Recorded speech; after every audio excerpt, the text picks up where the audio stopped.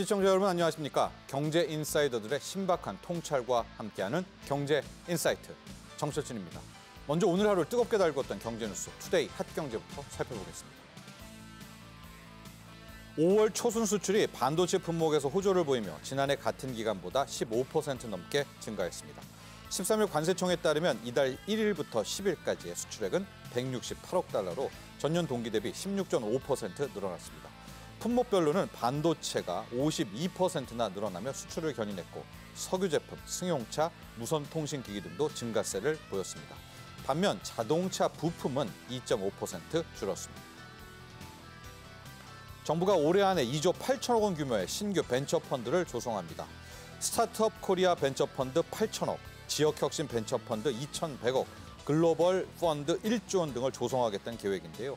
지역투자, 보육 전문기업 펀드 결성을 지원하기 위해 보육 전문기업이 운영하는 펀드에 지자체가 출자한다면 법인의 출자 허용 비율을 현행 30%에서 최대 49%까지 확대키로 했습니다. 올해 분양한 단지 중 절반 이상에서 청약 경쟁률이 1대1에도 미치지 못한 것으로 나타났습니다. 부동산 플랫폼 직방에 따르면 올해 들어 99개 단지가 1순위 청약 접수를 진행한 가운데 절반이 넘는 52개 단지의 1순위 평균 청약 경쟁률이 1대1 미만인 것으로 나타났습니다. 미달된 52개 단지 36개 단지가 지방에 공급된 반면에 서울서 청약을 진행한 6개 단지는 모두 1순위에서 접수가 마감됐습니다. 오늘 한국산업기술기획평가원이 발간한 2023년 산업기술 수준 조사 결과 보고서에 따르면 최고 기술국인 미국과 비교했을 때 한국의 산업기술 수준은 88%, 기술 격차는 0.9년으로 나타났습니다. 25대 산업기술 분야별로 보면 한국은 미래형 디스플레이 분야에선 세계 최고 기술을 갖췄고 차세대 항공, 3D 프린트 등 기술 분야는 조사 대상국 중 기술 수준이 가장 낮은 것으로 분석됐습니다. 지금까지 투데이 핫경제였습니다. 수도권 출퇴근 30분 시대를 열며 지난 3월 30일 개통을 한 GTX-A 노선의 한 달 동안의 수요가 예상치에 못 미치는 결과가 나오면서 이 교통혁명의 시작 GTX-A 사업에 대한 우려가 커지고 있습니다. 이에 국토교통부는 GTX-A를 더욱 편리하게 이용하기 위한 연계 교통망 확충 방안을 마련했는데요. 오늘 이 시간 경제인사이트에서는 GTX-A의 수요가 낮은 원인은 무엇이고 앞으로의 해결 방안은 또 무엇인지 그리고 우리가 나아갈 개선책은 무엇인지 자세하게 짚어보도록 하겠습니다. 본격적으로 오늘의 핫 이슈 이야기 나눠보기 전에 자세한 내용 먼저 화면으로 만나보시죠.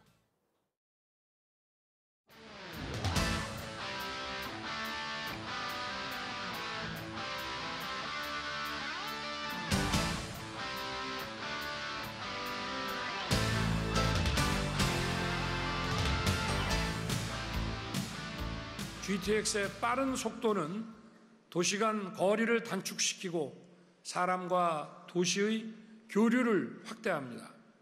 이처럼 앞으로 세계를 주도할 국가의 경쟁력은 초연결 광역 경제 생활권에서 나올 것입니다. 그리고 초연결 광역 경제 생활권을 만드는 핵심 열쇠는 바로 초고속 교통망입니다.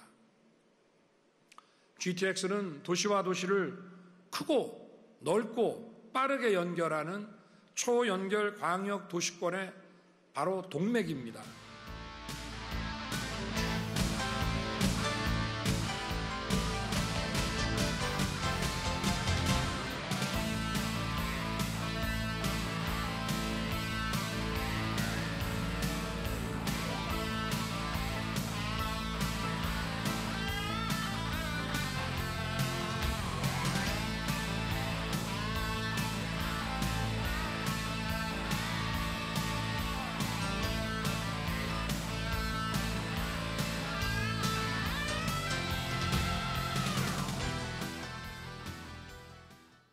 오늘의 경제인사이트 두 분의 전문가와 함께합니다. 두성규 목민경제연구소 소장, 박경화 한국교통연구원 박사 모셨습니다. 안녕하십니까? 안녕하세요. 네. 안녕하세요. 자, 두 분 모두에게 좀 여쭤보겠습니다. GTX-A 노선 개통 한 달이 지났습니다. 한 달의 성적표가 근데 기대만큼 못 미친 것 같아요. 물론 부분 개통입니다, 여러분. 동탄에서 수서까지이기도 하고 뭐 핵심 지역이 서울역, 삼성역이니까 뭐 아직 우리가 섣부르게 이렇게 뭐 빠르게 뭐 이렇다 저렇다 결론 내리기는 힘들지만 그래도 한 달간의 성적표가 나왔으니까요. 총평 들어보도록 하겠습니다.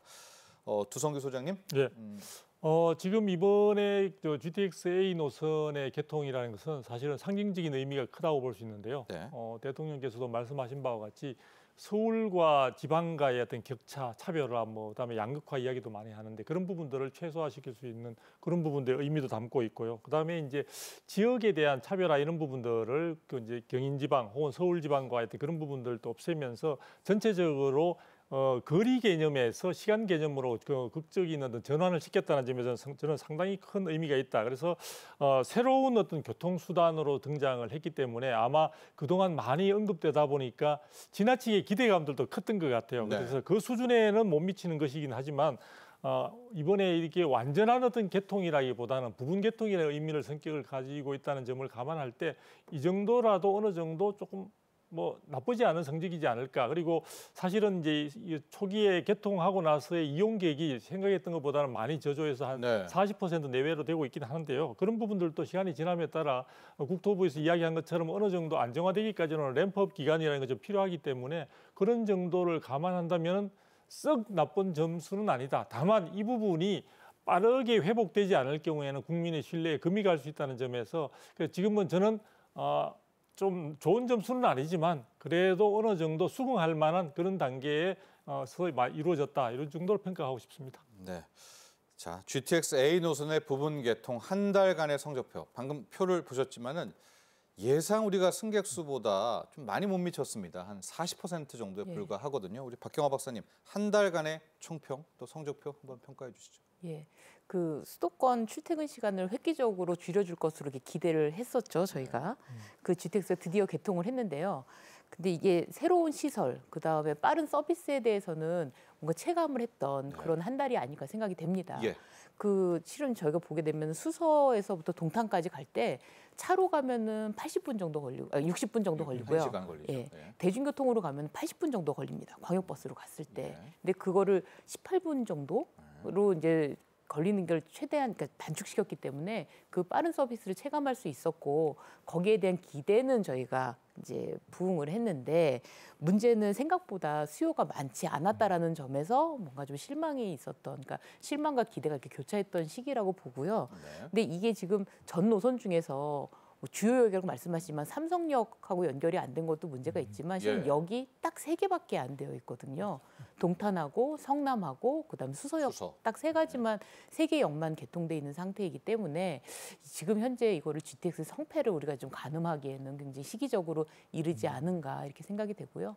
그리고 램프업 말씀하셨던 것처럼 초기에는 새로운 수단이 들었을 때 이거에 익숙해지고 무언가를 타려고 하시는 분들이 그렇게 처음에 많지는 않습니다. 네. 그래서 그런 기관들도 감안을 했을 때 아직은 좀 판단을 유보해야 될 시기가 아닐까 이렇게 생각이 됩니다. 그렇습니다. 자, 지금 계속해서 표에 한 달간의 성적표 나오고 있는데요. 두성규 박사님, 이제 한 달간의 성적표를 좀 봤는데 이 기대가 좀 컸잖아요. 네, 그거에서 많이 못 미치다 보니까 네. 이제 수요 예측 부분에 대한 이거 뭔가 수요 예측 부분부터 잘못된 것 아닌가? 네. 근데 이제 반면 쪽에서는 결국 삼성역 서울역이 돼야 이게 완전체가 된다. 그때까지는 좀 우리가 좀 많이 좀 지켜봐야 되지 않겠는가? 이런 의견들이 좀 양분되는 것 같습니다. 그렇죠. 수요 예측 부분 어떻게 보십니까? 네, 일단 이제 우리가 GTX-A 노선에 대해서 처음에 기대했던 바는 결국은 동탄 지역에 있는 많은 사람들이 서울 지역으로 출퇴근하는데 사실 주요 이용을 할 것이다. 이제 그동안에 그 출퇴근 이용하는 과정 속에서 뭐 전철이든 버스든 아니면 택시든 다양한 수단을 통해서 했던 부분들의 여러 가지 비용 문제라든지 여러 가지 이제 불편한 점들이 많았기 때문에 GTX-A 노선이 개통이 되면은 이런 것을 한순간에 다 해결해 줄 것으로 굉장히 이제 기대가 컸던 것으로 보여집니다. 그런데 중요한 것은 이제 이 부분에 이번에 이제 부분 개통이라고 하면서 이 삼성역이 아닌 수서역까지 이제 개통이 되다 보니까 예. 실질적으로 수서에서 원하는 어떤 강남 지역 또 심지어는 강북 지역으로 서울 도심으로 접근하기에는 상당한 시간과 또 불편함을 감수해야 되는 그런 측면들이 있는 거죠. 그래서 거기서 또 가야 되니까. 그렇죠. 예. 거기에서 예를 들어 많은 사람들이 생각하고 있는 뭐 삼성역으로 간다든지 아니면 강남의 신사역 근처에 접근한다든지 예. 아니면 강남역이나 아니면 강북의 서울역 근처로 가기에도 다양한 기존에 있는 여러 가지 전철로 바꿔 타거나 그다음에 버스를 이용하는 등의 여러 가지 그런 부분들이 그 환승하는 과정 속에서도 되게 불편하고 또 시간도 많이 걸리고 또 이중적으로 비용이 들게 되는 그런 측면들이 있는 거죠. 그래서 그런 부분들을 감안한다면은 지나치게 그 전에 개통되기 전에 여러 가지 매스컴이나 정부에서 이야기할 때 사실 많은 사람들한테 굉장히 꿈과 같은 기대감을 심어준 그런 부분들이 그 기대에 못 미치는 그 격차가 많은 분들이 조기에 또 실망감으로 왔던 것이 아닌가 이렇게 보여집니다. 그리고 그뿐만 아니라 또 하나의 이제 문제점으로 많이 제기되는 게요. 사실 동탄역 자체에 많은 사람들이 이제 그 GTX-A 노선을 이용하기 위해서 접근하는 과정에 있어서도 여러 가지 연계 교통망이나 이런 부분들이 초기에 개통 그 3월 말에 이제 개통할 때 굉장히 준비가 미흡했던 것이 아니냐는 비판들도 많이 나왔습니다. 그리고 실질적으로 이용을 하는 과정에 있어서도 탑승장까지 내려가는 과정에서 엘리베이터와 에스컬레이터를 이용하는데요. 이 부분과 관련해서도 상당히 생각했던 것보다는 시간이 좀 걸림에 따라 실질적으로 아까 박사님께서도 말씀해 주셨지만 일정한 목적지로 가는 데 걸리는 직접적인 시간은 많이 걸리지 않지만 그에 부과되는 시간들이 많이 소요됨에 따라 실질적으로 이 GTX를 이용하는 이익들 그리고 이걸 이용함으로써 내가 뭐 어떤 더 추가적인 혜택을 누릴 수 있는가 부분에 대해서 지용하는 비용 대비 상당히 좀 의구심이 드는 그런 부분들이 지금 아직도 여전히 남아 있는 것 같습니다. 그렇습니다. 박경화 박사님 바로 그 부분입니다. 지금 한 달간의 성적표가 예상에 많이 못 미친 것. 삼성역이 안 뚫려서 그래. 서울역이 안 뚫려서 그래. 이런 점도 우리가 뭐 생각해 볼 수가 있을 것 같은데 동탄역 자체를 갔을 때 문제점도 있더라. 즉 동탄역까지의 접근성도 좀 힘들었고 방금 또 두성규 박사께서도 얘기했지만 동탄역에 들어가서 이게 대심도잖아요. 그렇죠. 그 에스컬레이터 타든 뭐 이렇게 타고 내려가는 거기에 또 시간이 걸리니까 이거 왜 큰 엘리베이터로 안 했지? 그런 부분들 많이 지적 나오는 것 같아요. 이게 이제 앞으로 양재역이라든가 많이 좀 활용을 해야 될 텐데 네네. 그런 부분도 한번 좀 언급해 주시죠. 예, 그래서 그 실은 이 GTX 역에서 지금 잘 짚어주셨는데요. 역으로 접근하는 연계교통 체계도 하나가 있고 역에서 딱 도착해서 역 입구에서부터 승강장까지 우리가 플랫폼이라고 하는 승강장까지 내려가는 그 부분도 있는데 GTX는 원래도 대심도라는 얘기가 있었기 때문에 그 역 입구에서부터 승강장까지 가는 게 그거를 단축시키는 게 또 하나의 관건이겠다 해서 맞아요. 실은 대부분의 GTX 역에서 대심도인 경우는 저희가 뭐 승강장까지 갈 수 있는 수직구라고 해서 대형 엘리베이터를 놓는 경우도 있고 그런 계획이 좀 되어 있습니다. 다만 동탄역 같은 경우에는 지금 문제가 기존에 있는 SRT역하고 지금 같이 쓰는 역이거든요. 그러다 보니까 새로운 수직구 엘리베이터나 이런 부분들을 아직까지는 지금 확보하지 못했기 때문에 기존에 있는 시설을 가고 기존의 SRT에서 동탄역은 굉장히 심도가 깊어서 지하 6층까지 가는 거에 대한 부분들의 문제가 좀 있었습니다만 그 부분이 지금 아직 크게 개선되지 못한 부분이 하나가 있고요. 두 번째는 이제 동탄역까지 오는 주변에 있는 지역에서 지금 이제 3월 기준으로 봤을 때 저희가 해보니까 한 지금 버스 대중교통의 노선은 총 12개 노선이 있습니다. 시내버스가 2개, 그다음에 수용다평이라고 해서 새로운 신규 노선이 1개, 그다음에 마을버스가 9개 노선이 있는데 이 12개 노선으로 동탄에 있는 지역을 다 접근하기에는 지금 좀 부족하다라는 부분이 좀 있고요. 이 부분을 실은 국토부가 계속 점검을 하긴 했었어요. TF도 구성을 해서 구성을 했는데 버스 노선을 개설을 하는 게 실은 뭐 주 52시간제라던가 이런 근무 여건이 있어서 이게 또 쉽지가 않습니다. 그래서 그 부분에 대한 거를 이제 차츰차츰 준비를 해서 연말까지는 어떻게 좀 더 확충을 하겠다 이렇게 발표를 하고 있습니다. 자, 아마도 이제 동탄역은 SRT를 같이 쓰고 있기 때문에 그런 좀 딜레마라든가 그 문제점이 좀 있지만 향후 뭐 양재 또 삼성역 그때부터는 그런 대형 엘리베이터가 이렇게 뚝 떨어지는 거 그거 말씀하시는 거죠? 그렇죠. 네, 그게 좀 설치가 돼야 되지 않을까 또 그런 것도 준비를 하고 있다는 말씀도 함께 드리고요. 자, 이제 본격적인 문제들 좀 파악 들어가 봐야 할 시간입니다. 주성기 박사님, 이제 결국 삼성역이 뚫려야 되고 삼성과 서울역 여기가 이제 딱 맞아 떨어져야 되는데 지금 좀 계획들을 놓고 보면 위쪽에서 타주 운정에서 삼성역까지 내려오는 것은 실은 올해 연말, 내년 초에는 된다고 하거든요. 네, 근데 이제 밑쪽에서 올라가는 동탄에서 삼성역은 2028년 정도. 그렇죠. 왜냐하면 이제 복합 환승센터까지 건설해야 네, 뚫릴 네, 테니까. 네.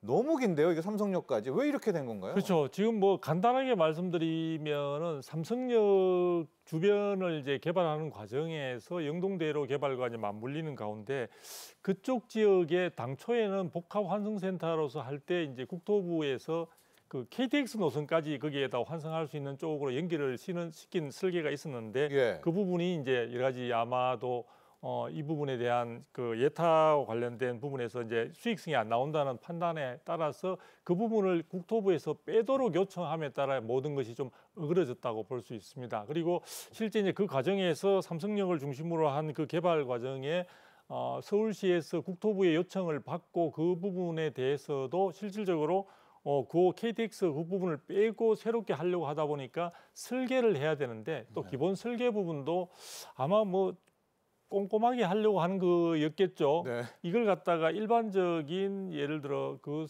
뭐 등기 방식이나 이런 쪽 하지 않고 또 국제 설계 공모인가요? 그 부분을 또 하게 됨에 따라 그 과정들이 굉장히 많은 시간이 걸렸고요. 그래서 전체적으로 본다면은 이 사업 자체의 어떤 그 삼성역을 중심으로 한 영동대로 개발과 관련된 그 속에 이 GTX 부분에 대한 환승역의 기본적인 골격 자체가 조금 변화를 겪으면서 그 과정에 굉장히 많은 시간과 비용이 소요하게 됨에 따라 이 부분들이 전체적으로 삼성역의 개통 시기를 뒤로 미뤄야 되는 쪽으로 연결된 것 같습니다. 그래서 전체적으로 본다면 국민들이 생각하실 때 사실은 이 계획 자체가 우리가 2014년도에 처음 계획이 네. 나와서 했던 거로 하면은 10년이 지금 지난 상황인데도 불구하고 앞으로 4, 5년 이상, 그것도 2028년도 돼봐야 아는 거죠. 네. 사실은 지금 상황에서 서울시나 국토부가 많은 노력을 한다고 하지만 중간에 여러 가지 부분에 대한 변수들이 나타날 것까지 감안한다면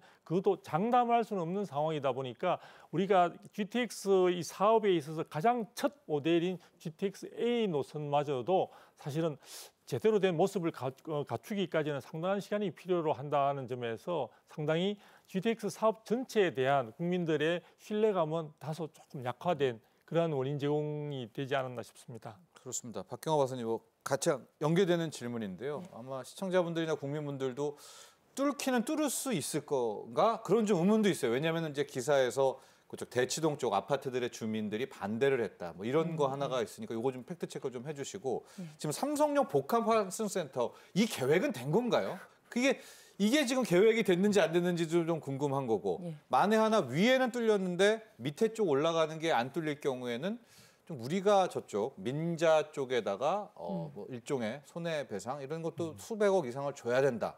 이런 좀 뉴스까지도 함께 나오고 있거든요. 그게 세 가지입니다. 일단은 결론부터 말씀을 드리면 GTX는 개통은 돼야죠. 네. 예, 개통은 될 거고 말씀하신 대로 주민들의 반대가 좀 심하게 있었습니다. 그때 대심도가 이게 어느 일정한 깊이 이상으로 가게 되면은 그 지상권하고 좀 멀어지기 때문에 그 단지의 부지를 통과할 수 있도록 된다, 가능하다라고 해석은 했습니다만 막상 이제 거기에 거주하시는 주민들은 굉장히 싫은 일이죠. 그래서 안전.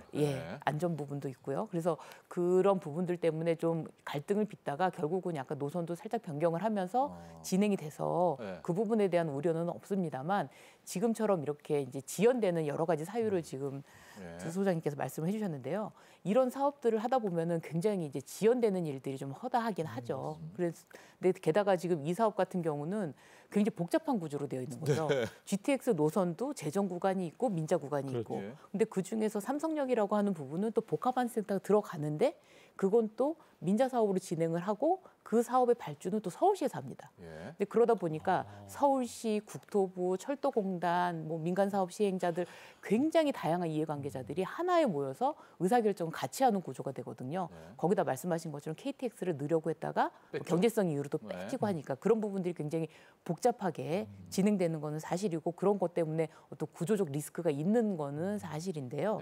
근데 이게 지금 뭐 말씀하셨던 것처럼 또 우려사항이 민간 사업자고 정부는 GTX를 실시협약이라는 걸 통해서 그 수익 구조를 가지고 가서 이 사업이 진행돼서 30년 동안 이제 수익을 가지고 이 사업을 운영을 하게 되는 구조가 이제 민간 투자 사업입니다. 근데 그 실시협약 상에서는 삼성역이 미개통되는 게 민간 사업자의 뭐 귀책 사유가 아닌 이상에서는 정부가 어느 정도의 손실금을 보상금을 물어줘야 되는 구조로 협약상에는 되어 있습니다. 근데 그게 위쪽이죠, 그림에 민자 쪽한테. 그렇죠, 민자 구간이 있는 쪽이죠. 근데 이게 단순히 보상금으로 될지 아니면 또 다양한 또 다른 대안적 방법이 있을지는 연말이 돼서 또 알 수 있는 거거든요. 그래서 그때 이제 정부하고 사업자가 어떤 협상이나 이런 과정을 통해서 또 다른 방법들이 나올 수 있어서 이게 또 뭐 몇천억은 물어줘야 된다 이런 우려를 지금 저희가 지금부터 할 필요는 없다. 그렇지만 이제 그런 부분들이 실시협약상에서는 사실로 있기 때문에 그런 부분들의 리스크는 좀 있는 사업인 거는 확실하다라고 생각이 될 수 있고요.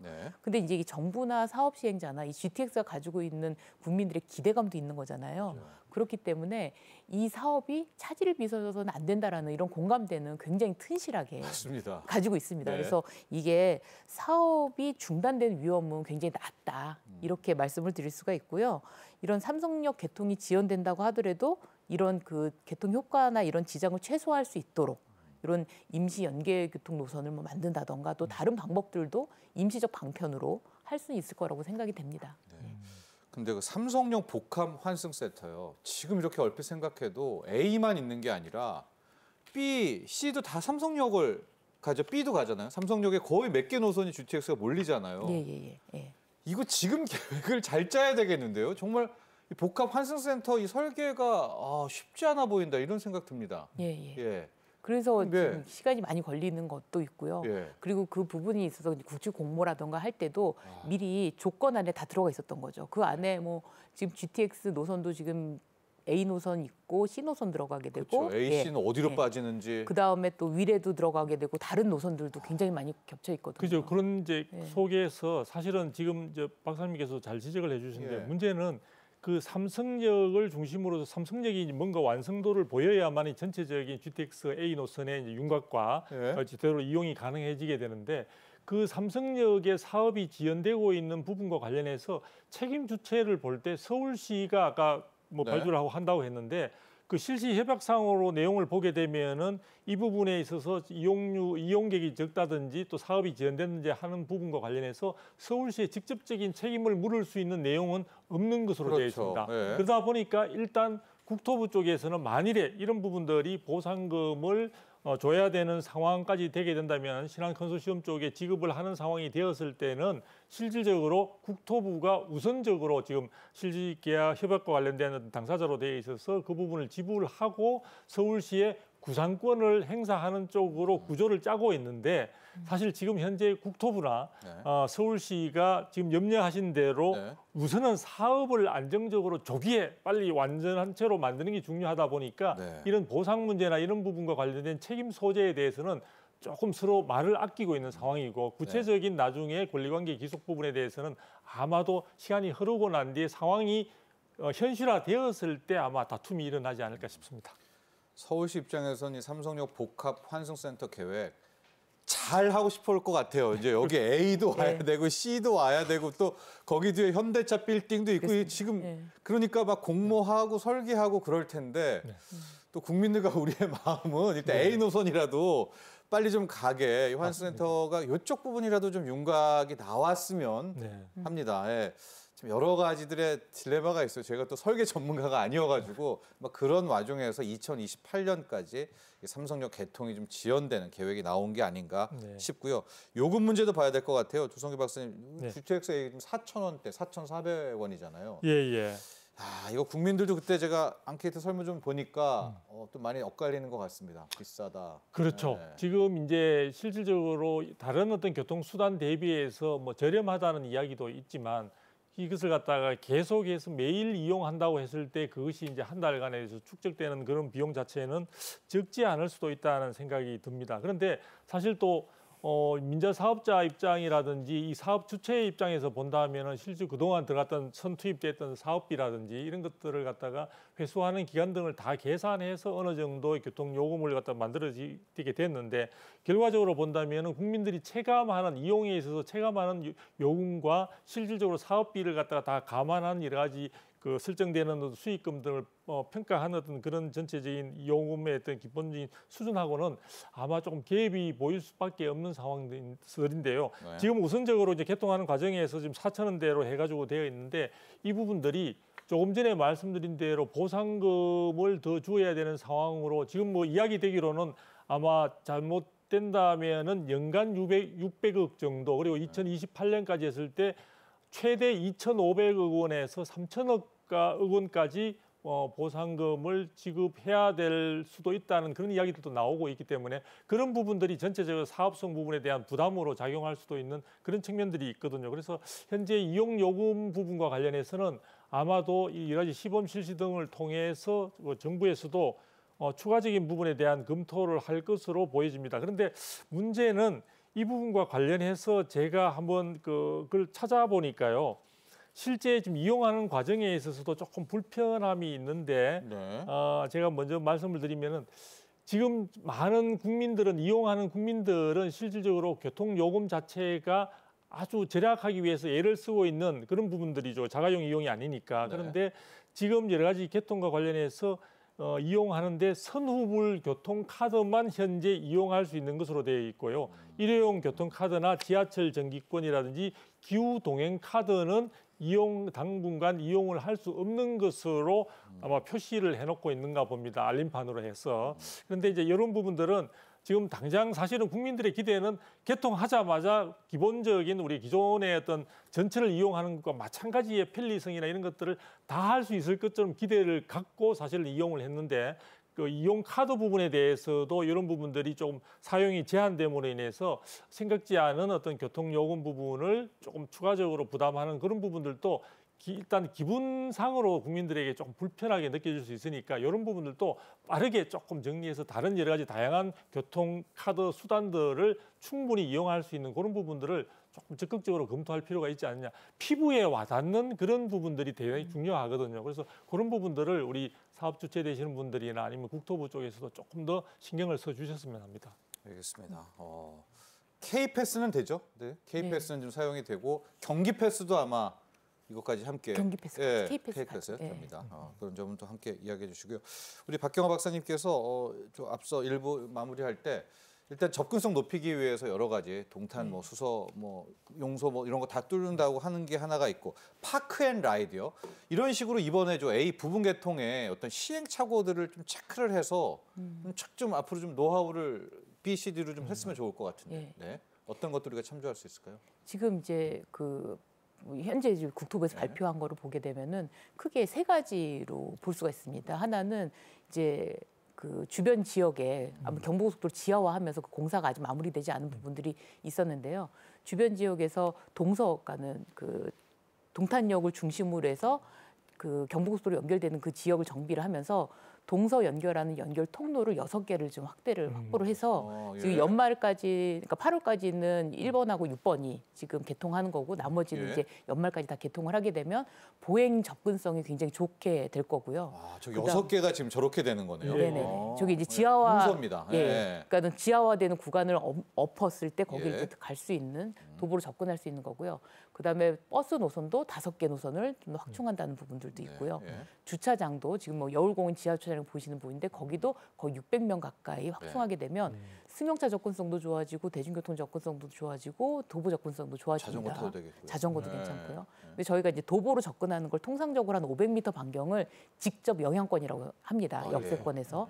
그리고 도보로 연결될 수 있는 그 직접 영향권이 확대가 된다는 거죠.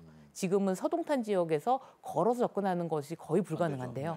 지금 그쪽이 확대가 되고 버스나 승용차로 접근하는 걸 저희는 또 간접 영향권이라고 해서 굉장히 그 부분 확대가 될 수 있는데 버스 노선이 5개 정도 되고 그다음에 승용차 주차할 수 있는 공간이 늘어난다고 하면은 더 늘어나기 때문에 이용 수요는 더 늘어날 거로 전망이 됩니다. 그래서 지금 이후에 개통되려고 하는 연말까지 개통되려고 하는 그 운정부터 해서 서울역까지의 구간도 지금 지자체하고 국토부, 정부하고 같이 합쳐서 그 GTX 협의체를 구성을 해서 연계교통에 대한 지금 사전에 이제 진단을 하고 거기에서 지자체가 어느 정도 준비가 되어 있는지 노선은 어느 정도까지 만들 수 있는지 부분에 대해서 시간을 가지고 좀 이 경험이 되겠죠. 이 경험을 바탕으로 해서 지금 준비를 하고 있는 이런 과정을 거치고 있는 걸로 알고 있습니다. 운정은 그 대형 엘리베이터 있나요? 운정 같은 왜냐면 경우에는 보니까 엘리베이터로 내려가야지 에스컬레이터로는 와 이거 내려가기 힘들어 보이는데. 예, 운정도 뭐 네, 그런 운정도. 수직 이동 체계도 지금 물론 갖추고 있고요. 운정 같은 경우에는 저희가 당초부터 그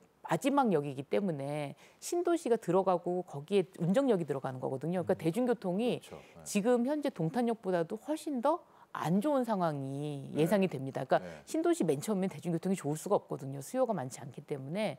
그래서 거기는 아예 초기에부터 주차장을 크게 확보를 했어요. 그 주변 지역에서 주차 문제는 지금부터도 이제 정리가 돼 있고 파주시에서 굉장히 좀 신경 써서 준비하고 있는 것으로 이렇게 알고 있습니다. 그래서 그 개통되는 시점까지는 아직까지 시간이 좀 있기 때문에 대중교통이나 이런 부분들도 좀 좀 준비를 할 것으로 이렇게 예상이 됩니다. 아니 운정역 같은 경우에는 오히려 사실은 여러 가지 예전에 뭐 다른 타 방송국에서도 많이 취재를 했습니다만 실제 동탄에서 서울로 올라오시는 분들보다 이용할 수 있는 어떤 교통수단이나 이런 것들이 상당히 제한이 많이 돼 있고요. 그래서 또 운정에서 서울 도심으로 출퇴근하는 경우에 있어서도 굉장히 시간이 많이 걸려서 양재역까지 가는 경우에 있어서는 뭐 거의 2시간을 가야 되는 그런 여러 가지 어려움이 있다고 이야기를 합니다. 그래서 3호선으로 가면은 정말 한참 걸리잖아요. 3호선도 많이 걸리고요. 근데 주로 많이 이제 그쪽에 계시는 분들이 이제 광역교통 버스를 이제 이용하시기도 하는데 그 경우조차도 여러 가지 출근 시간에 많이 이제 차량들이 많이 그 밀리는 상황이 되다 보니까 굉장히 불편을 많이 겪고 있어서 사실은 저는 이번에 동탄에서 수서 그다음에 삼성역까지 연결하는 부분에 많은 어떤 정책 당국의 관심이 모아지고 있지만 오히려 운정에서 서울역을 거쳐서 강남까지 이어지는 이쪽에 출퇴근 분들의 어떤 예상되는 인원들이 상당히 많이 잠재되어 있다고 볼 수 있습니다. 그래서 그분들이 조속하게 이용하게 된다면은 지금 이용객에 굉장히 뭐 저하라는 이런 부분들에 대한 문제는 생각보다 빠른 시간 내에 이 부분이 해결될 수 있을 것이다. 다만 중요한 것은 운정에 계시는 분들도 이용하는데 불편이 없어야 된다는 것. 이용하는데 다른 어떤 교통수단보다도 훨씬 내가 어떻게 보면 조금 비용을 더 지불하더라도 충분한 편의성과 그런 부분들을 갖다가 시간을 절약할 수 있는 부분들이 확보만 된다면 아마 많은 분들이 적극적으로 이용에 나서지 않을까 생각을 해봅니다. 네. 자, 여러분 지금까지 보셨다시피 GTX-A는 아직 부분 개통입니다. 그래서 시간이 좀 많이 필요하지 않을까 이런 생각도 합니다. 다 완성되고 난 다음부터는 이제 개통도 되고 우리가 시작했던 교통의 혁명도 맛볼 수 있지 않을까 보여지는데 자, 그런데 우리의 GTX-A가 끝이 아닙니다. 자, 바로 2기 GTX 사업도 지금 기다리고 있고요. 이런 식이라면 앞으로의 GTX 사업들 어떻게 우리가 또 보완하고 시행착오를 극복해야 할지에 대한 논의도 분명히 필요할 것 같아요. 준비된 영상 보시고 난 후에 이야기 계속 이어가 보도록 하겠습니다.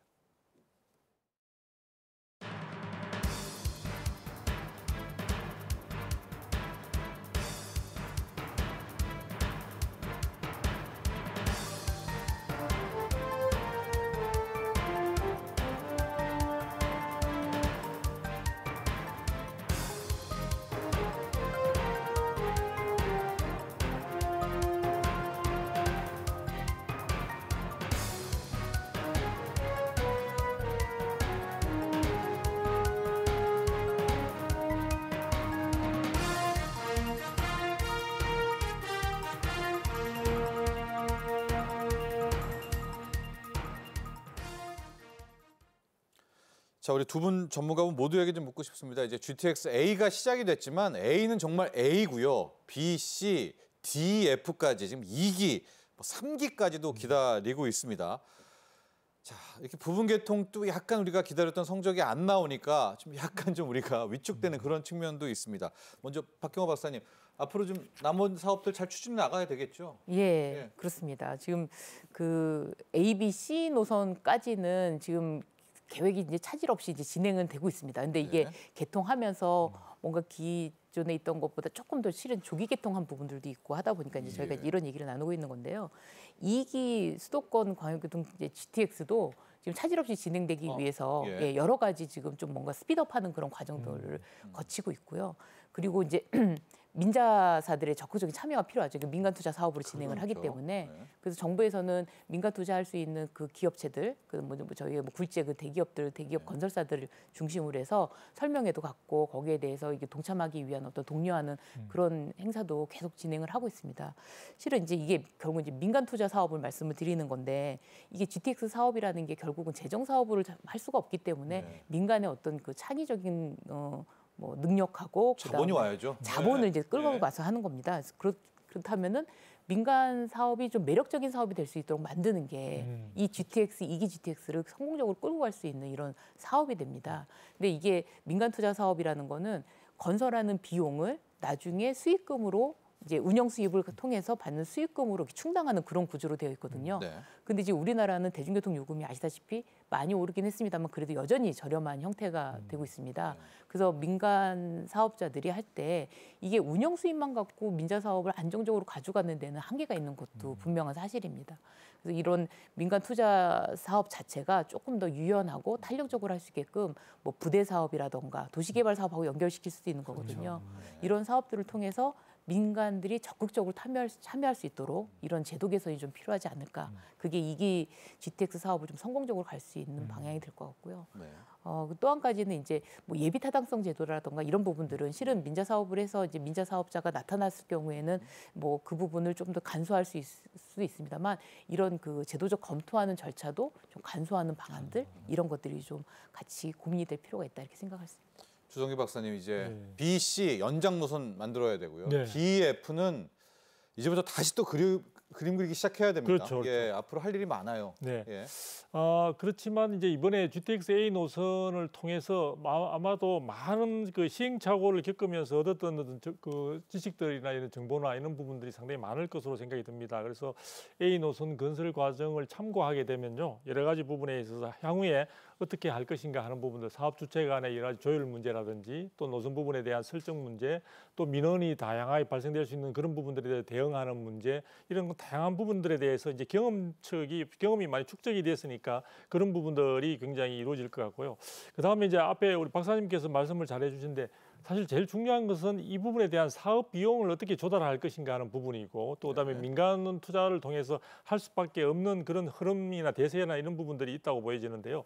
이런 부분과 관련해서 우리가 서두에 이야기했다시피 여러 가지 이용객 자체가 당초보다 초반에 너무 저조하니까 이 부분들이 여러 가지 수익성 부분들을 위협함으로써 민간 투자자들이 좀 주저하게 만들 수도 있는 그런 부분들에 대한 우려도 있는 것 같습니다. 그런데 저는 제가 이쪽의 전문가는 아니라서 정확하게는 모르겠습니다만 예타와 관련해서 예전에 보면은 그 MRG인가요? 그 최저 수익 보장이라는 그 제도가 있었는데 그 부분이 여러 가지 문제점이 있어서 현재는 폐지된 것으로 알고 있습니다만 여러 가지 이런 지금 철도 시설이나 이런 아주 기간 산업의 경우에 있어서 그 부분과 관련해서도 저는 좀 장기적으로 수익을 갖다가 기대해야 되는 경우에 있어서는 좀 적극적으로 그런 부분들을 수용할 수 있는 가능성도 좀 열어놓는 것은 어떤지 생각이 좀 들고요. 네. 그리고 무엇보다 저는 꼭 강조하고 싶은 것은 그동안에 GTX A 노선이 건설되는 과정에 있어서 많은 그 건설 과정이라든지 또는 진행 정도라든지 이런 부분들에 대해서 국민들이 충분히 제때의 어떤 정보를 갖다가 사실은 전달받지는 못했습니다. 물론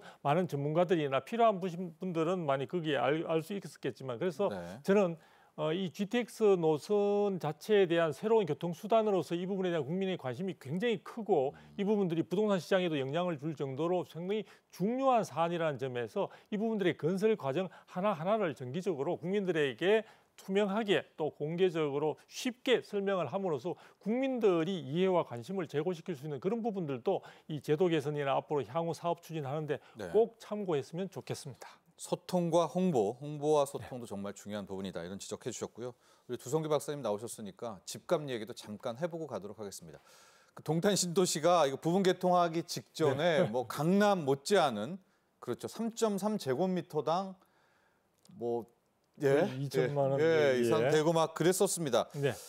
그러다가 지금 이제 집값이 약간 또 주춤하기도 하고요. 네, 약간 일희일비하는 것 같습니다. 네. 어떤 상황인가요? 그래서 그 부분과 관련해서 많은 분들이 얘기를 하세요. 그래서 GTX 부분에 대한 건설 과정에서 뭐 예전에도 정차역이 예정되어 있는 곳에 어떤 부동산 가격이 굉장히 급등하는 그런 부분들이 있었는데요. 이번에 같은 경우에는 동탄역의 근처에 인근에 있는 모 아파트, L 아파트라고 제가 명명하겠습니다만 네. 그 아파트의 경우에 있어서 국민 평형인데도 불구하고 22억을 상회했다는 이야기들이 나오면서 많은 네. 사람들이 놀라기도 했고 또 추가적인 어떤 상당히 기대감을 갖기도 했습니다. 그러나 최근에 말씀하신 대로 최근에 와서는 이런 부분들이 상당히 좀 물밑으로 가라앉는 그런 모습들을 보여주고 있는데요.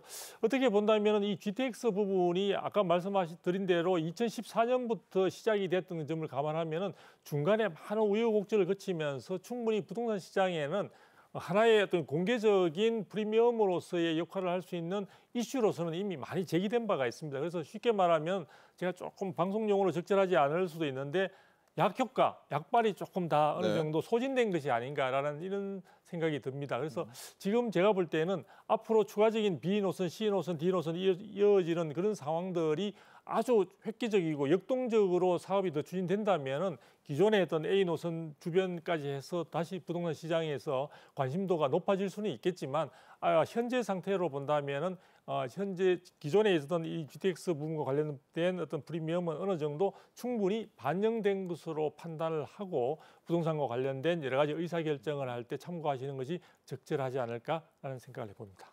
계속해서 그럼 B 노선, C 노선도 이쪽 인근에 사시는 분들은 좀 기대감 크고요. 네. D, F도 이야기 나왔을 때도 막 이런 카페나 이런 게 얘기하고 있거든요. 네. 현실적으로 어디까지를 우리가 좀 바라봐야 될까요? B, C 정도? 왜냐면 D, F는 조금 또 긴 얘기긴 긴 얘기 하니까. 되죠.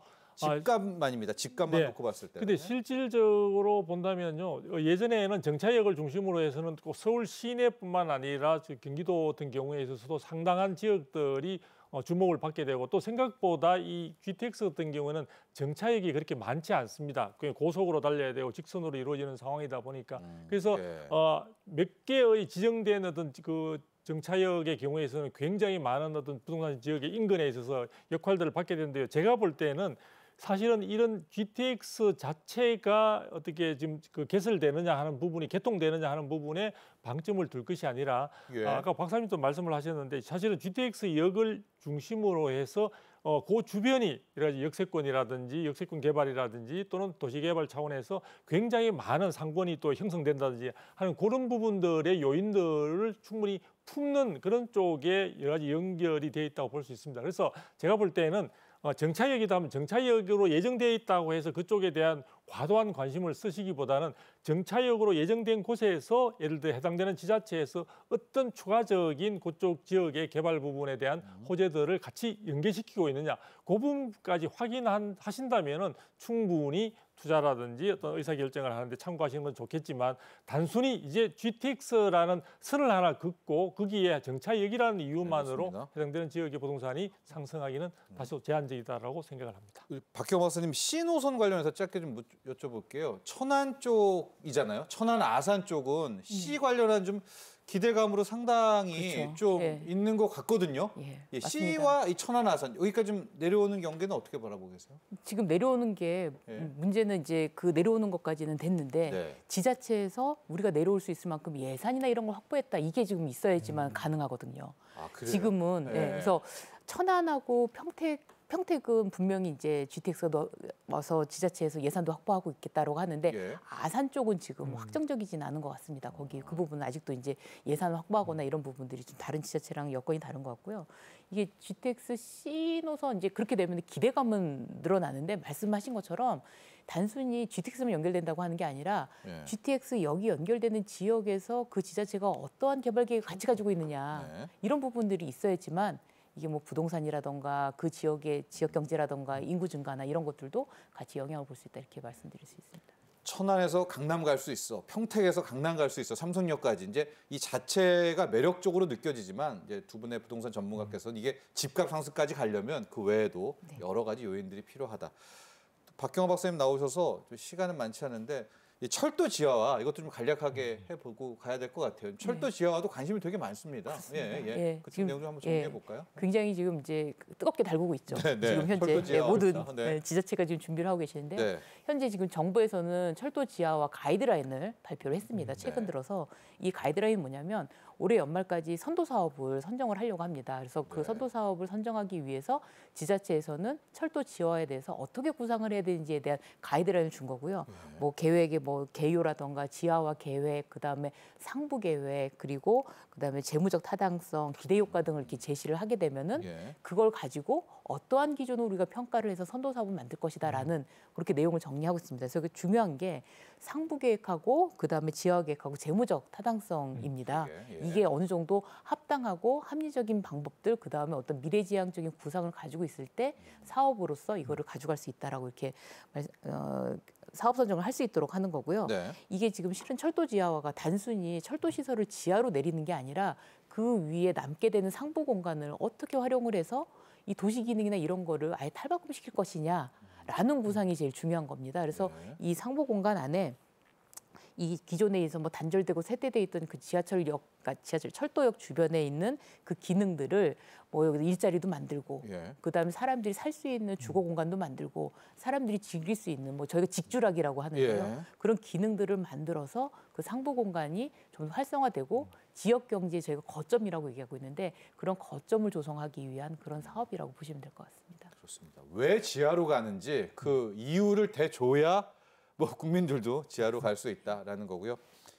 자, 정리는 우리 두성규 박사께서 해주셔야 될 것 같습니다. GTX, 네. 네, GTX 사업 자체가 가지고 있는 의미는 대단히 이제 크다고 볼 수 있고요. 이 부분에서 저는 어떻게 보면 국내에도 교통혁명의 어떤 의미를 담고 있다라고까지 이야기할 수 있을 것 같습니다. 그리고 그 부분에 어떤 그동안의 설명들이 많이 있으면서 국민들의 기대감도 그만큼 커졌습니다. 그런데 중요한 것은 정부가 이 부분들을 알차고 지속적으로 또 확실하게 책임감을 가지고 해주시지 않으면은 국민들이 당장 실망감으로 좌절할 수도 있다는 점에서 굉장히 양면의 어떤 칼이라고 볼 수 있는 그런 측면들이 있습니다. 그래서 네. 정부나 정책 당국에서 이 GTX 노선에 어떤 지금의 당장에 일희일비하지 마시고 국민들의 그 기대에 충분히 부응할 수 있을 정도로 좀 더 많이 애써 주시고 신경을 많이 써주시고 예산도 조금 민간에서도 충분히 할 수 있는 환경을 좀 잘 만들어 주시기를 간곡히 부탁드리고 싶습니다.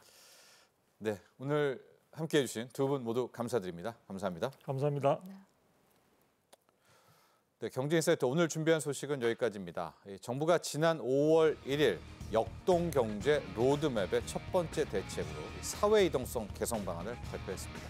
이번 사회이동성 개선 방안은요, 양질의 일자리와 저소득 취약계층 교육 기회 확대, 그리고 맞춤형 자산 형성 지원을 통해서 능력과 노력에 따라서 계층의 상향 이동하는 기회를 넓혀주는 데 방점을 찍고 있습니다.